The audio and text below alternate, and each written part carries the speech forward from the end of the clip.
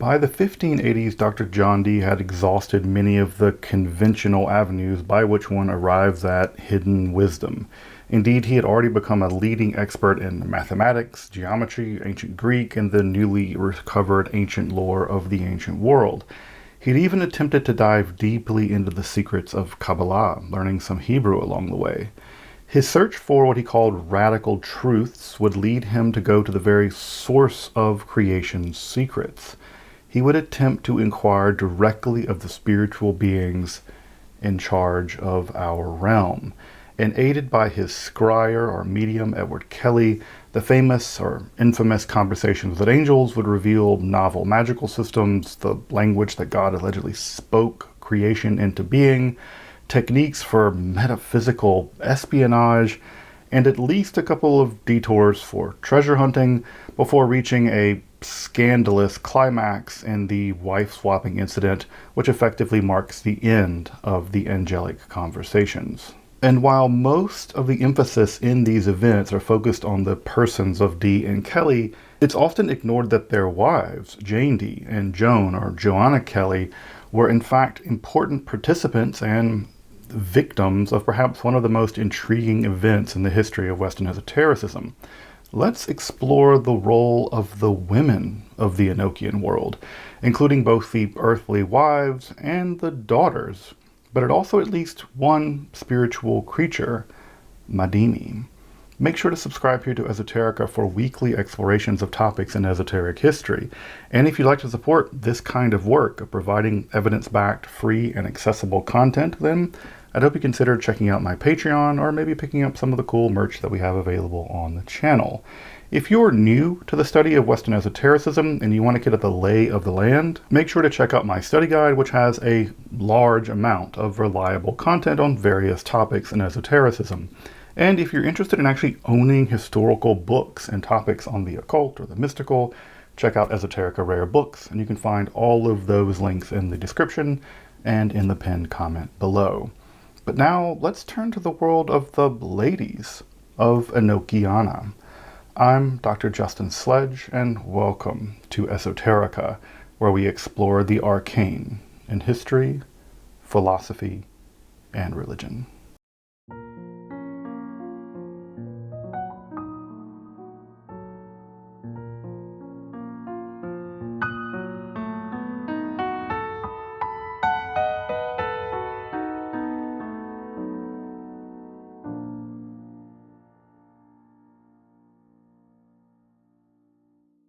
One of the best aspects of working here on YouTube has been the amazing friends and colleagues that I've managed to make along the years here. And Dr. Angela Puka of the channel Angela Symposium is just one such outstanding example. If you're interested in the academic study of modern contemporary matters in esotericism and the occult, make sure to go and check out her channel. And that's exactly what she's going to be covering in her companion video for this one, the magical later life of the Enochian magical system all the way down to contemporary practice. So make sure to check out her channel, her companion video to this one, and send her the greeting, Etharzi. That's Enochian for peace for all those non-Enochian speakers out there. Now, you'll have to forgive me a little bit if this episode is just going to assume some degree of background familiarity with the Enochian revelation to John Dee and Edward Kelly. But if you do want a bit more of a primer, and by that I mean some pretty obsessively detailed deep dives into the Enochian sessions with Dee and Kelley, you can check out my playlist where I cover numerous dimensions of these sessions. From the 1564 Monas Hieroglyphica, which I actually wrote my master's degree on, to the tables of Soiga, to the heptarchic system of magic, the angelical language, and the Liber Loga, all of that. You can see lots of Enochian materials that you can explore here on Esoterica in that playlist. But suffice to say that the Enochian sessions did not occur in a vacuum, neither a larger social political vacuum, nor a domestic vacuum. And to put a finer point on that, Dee's world of alchemical experiments, social engagements, and these conversations with angels took place in his domestic sphere, in his house. and that domestic sphere was managed by women. Thus, to understand and appreciate the sessions at all, we have to start with those very domestic foundations which during Dee's own lifetime were undergoing profound transformation. And this is best understood by appreciating the contrast between the domestic life of the late medieval period versus the early modern period. In the medieval period, the secular domestic economy was one largely built on self-subsistence, or subsistence through rent extraction if you were wealthy, with a relatively small social strata of independent craftspeople, yeoman farmers, merchants, etc. Early modernity was marked by, and indeed modernity just is to some degree, the social, economic, and political shift from domestic self-sufficiency and sufficiency through rent alone, rent extraction that is to say, to sufficiency via waged labor and the rise of industry and finance.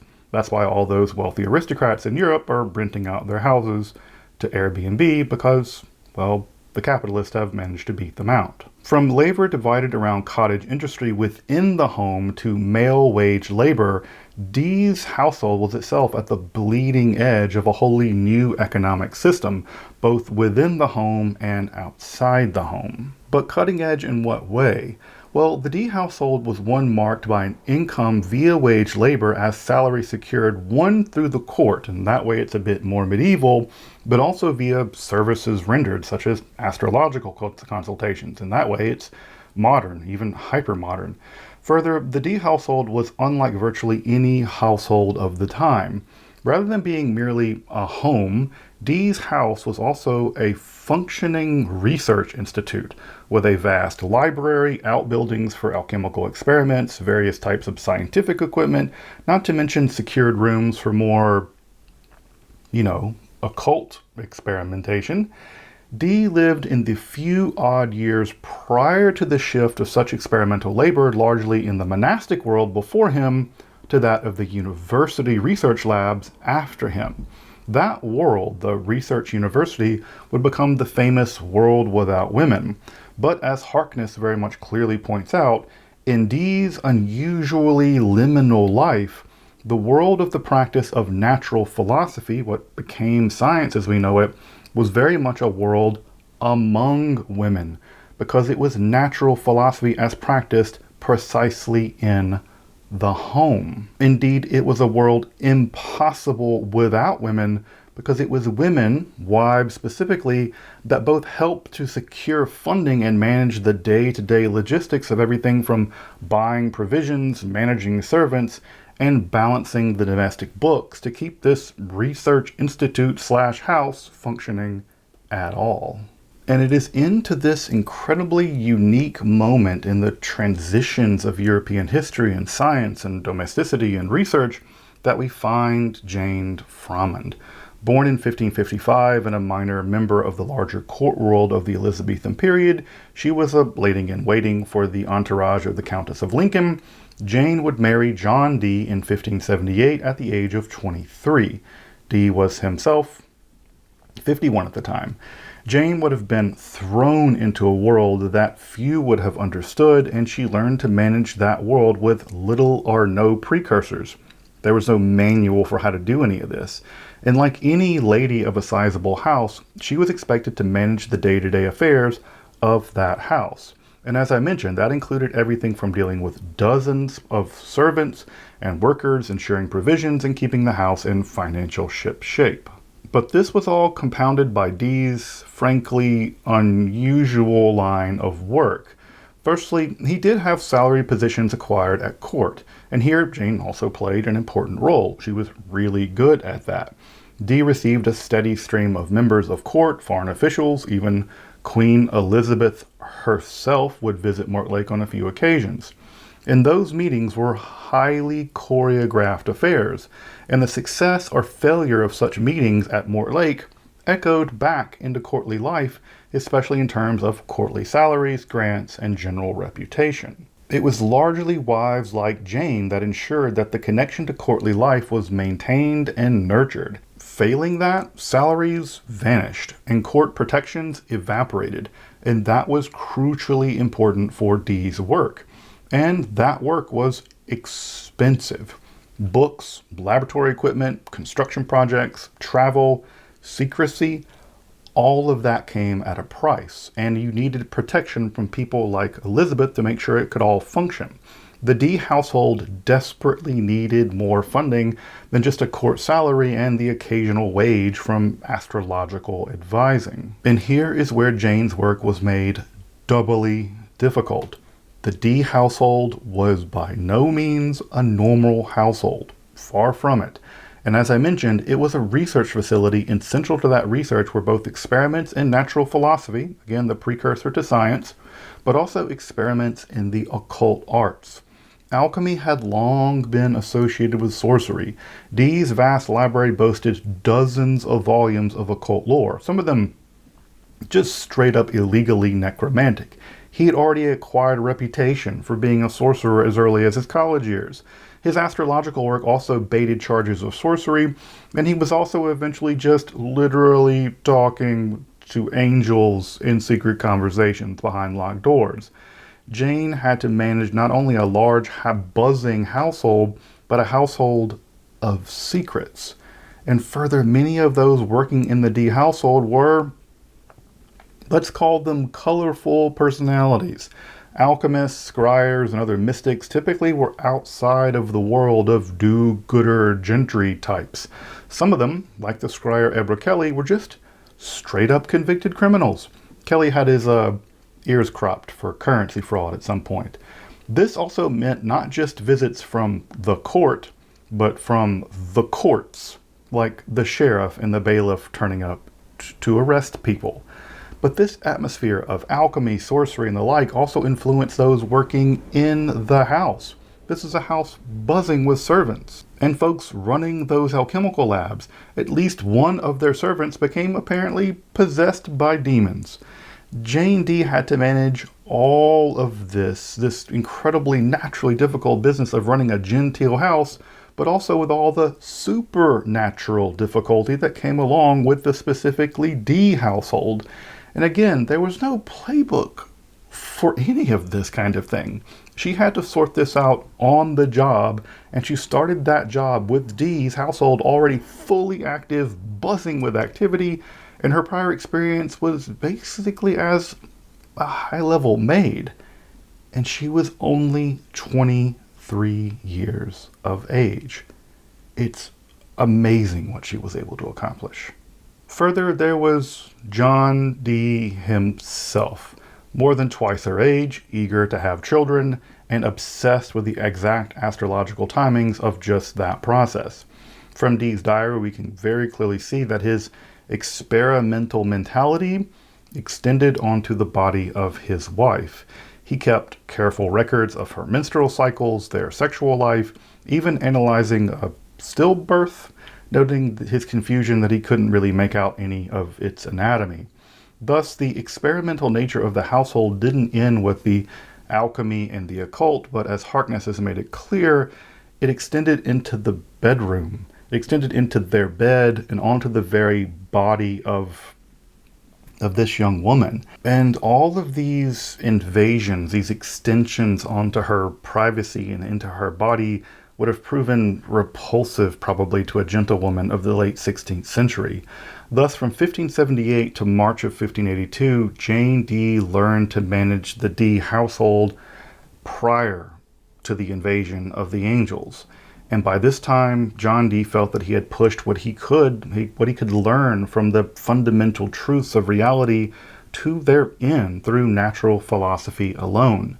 And thus, he became more and more interested in what the supernatural could reveal. Specifically, he began to employ mediums or scryers like Barnabas Saul to peer into the beyond, into the world of spiritual creatures like angels and demons, to finally attain the radical truths he so desperately sought. And in March of 1582, Edward Kelley, acting under the alias Edward Talbot, arrived at the Dee household. And this presented two distinct problems for Jane. First, she detested Kelley as soon as he arrived. Her opinion of him was that he was just a criminal fraud, a cozener to use the language of the time, and she just didn't want him in the household because she was smart. Secondly, Kelley increasingly monopolized Dee's time in these angel sessions and the associated drama that they produced. Drama that included things like expensive treasure hunts, dealing with Kelley's frequent tantrums and seemingly mental health episodes, all attracting the wrong kinds of attention and all the while not producing any revenue from the household. From the practical point of view, from Jane's point of view, these angel sessions were just a money pit. Kelley was being paid handsomely at £50 a year. The angels demanded expensive magical furniture to be constructed. Books had to be acquired. And eventually the entire household was uprooted and moved wholesale to Central Europe under the cover of night. All of these shenanigans from the point of view of Jane would have been insanity. All the while, the angels lured John Dee on with the promise of apocalyptic secrets. Jane Dee must have looked on in horror as the household that she had spent years building just sank into destitution. That household function at all, that it functioned at all, is a testimony to the acumen of Jane Dee. Now, Edward Kelley himself would not remain a bachelor for very long, although the details of his marriage to Joanna or Joan Cooper aren't very clear. Joanna first appears in the Dee records in 1583, and already the relationship seems, well, rocky. Kelley admits, "I cannot abide my wife. I love her not, nay, I abhor her. And there is in the house I am misliked because I favor her no better." You're not misliked because you dislike your wife. You're misliked because you're a fraud. It's not clear when they married or under what conditions. Joanna appears to have been a widow with 2 children from her previous marriage by the time that she marries Kelley, though there's no mention made of those stepchildren in the Dee diaries. She's last mentioned on the 17th of October 1588, leaving Trebon for Prague.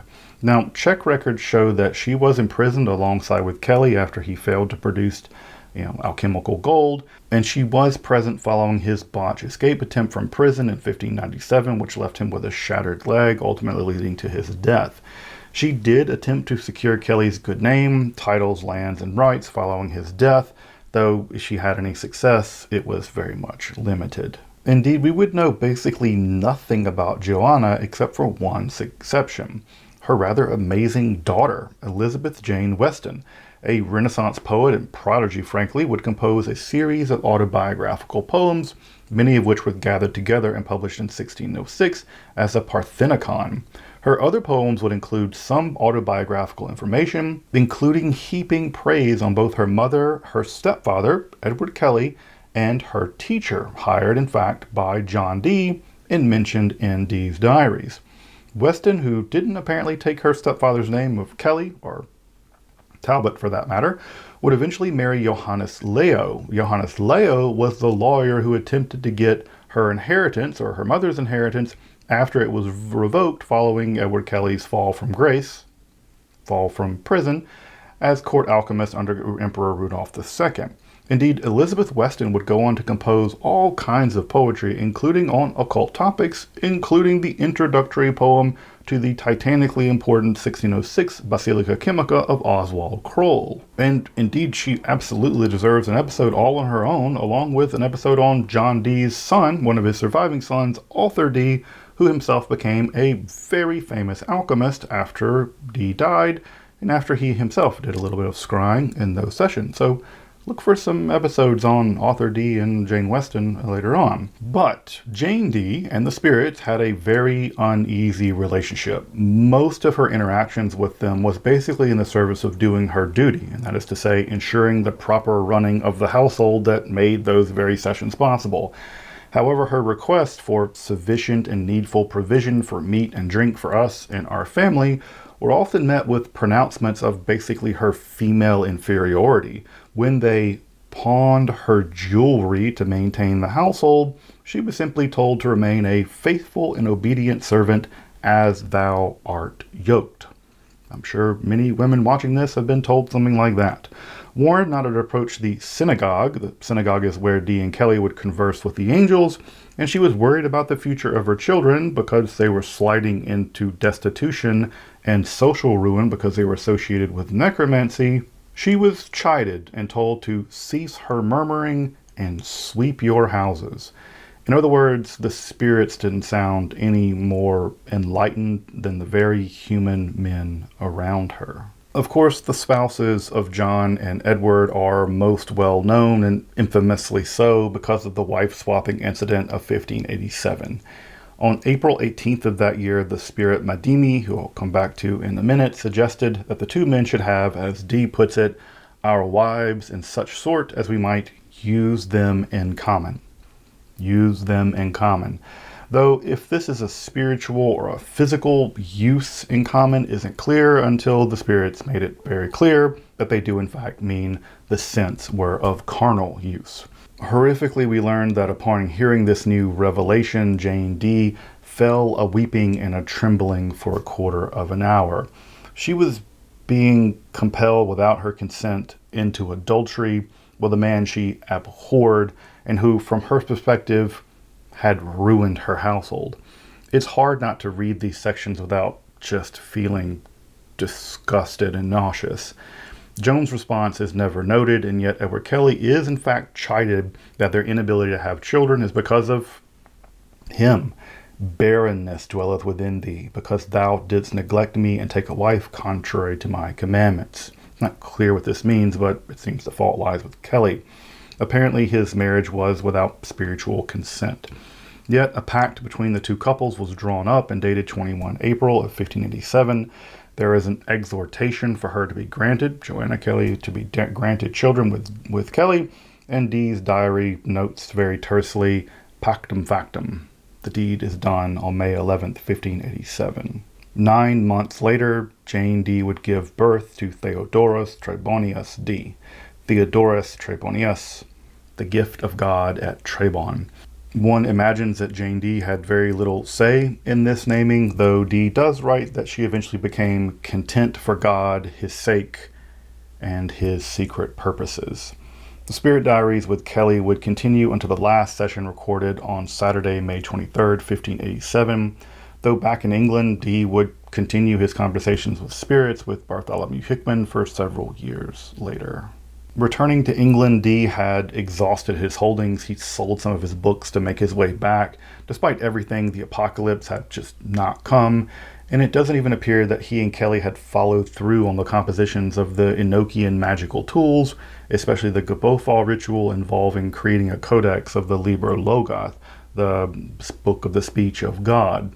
Dee would return to England to find his home in shambles, his library and scientific equipment looted.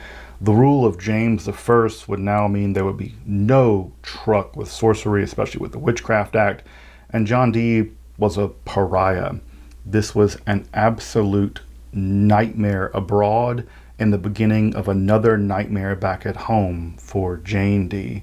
She would have 3 further children, one actually named for that very Enochian spirit that instigated the strange doctrine of the wife-swapping, Madimi. The family would move eventually from Mortlake to Manchester as Dee desperately sought out some type of employment in 1596. He would become the warden of the collegiate church there. The plague would take Jane Dee and several of her children from this world in 1604, 1605. She would be buried in Manchester Cathedral, and no likeness of her even survives. We don't even know what she looks like. Dee himself would follow her just a few years later. But the wives of Dee and Kelley aren't the only important women in the spiritual diaries. Unlike more typical angelology, the Enochian spirits seem to be not only gendered, but often even contain familial units. One of the most important of these spirits was Madimi, whose name seems to have its origins in the Hebrew word for Mars, Ma'adim. She first appears as a pretty girl of 7 or 9 years old, as we have it, her hair rolled up in the front, flowing down in the back, and she's wearing a silk gown that changed color from red to green. She requests to play in Dee's house and announces that her mother is the angel Galva, a Sophia-like wisdom entity responsible for at least parts of the revelation of the Liber Loga. Madimi would go on to play an important role in the angel conversations, so much so that, as I mentioned, Dee would ultimately name one of his daughters with Jane after this spirit. Interestingly, the spirit Madimi would actually grow up, seemingly go through puberty, aging through the sessions, even becoming strangely flirtatious with Dee and Kelley. In one of the more frightening scenes, she says a few sentences to Dee and then smiles at him. Dee responds that he's happy when God's creatures smile upon him, and Madimi replies, "When you know me well, you will find I have been very charitable." But when she turns to leave out of the vision, something terrifying becomes apparent.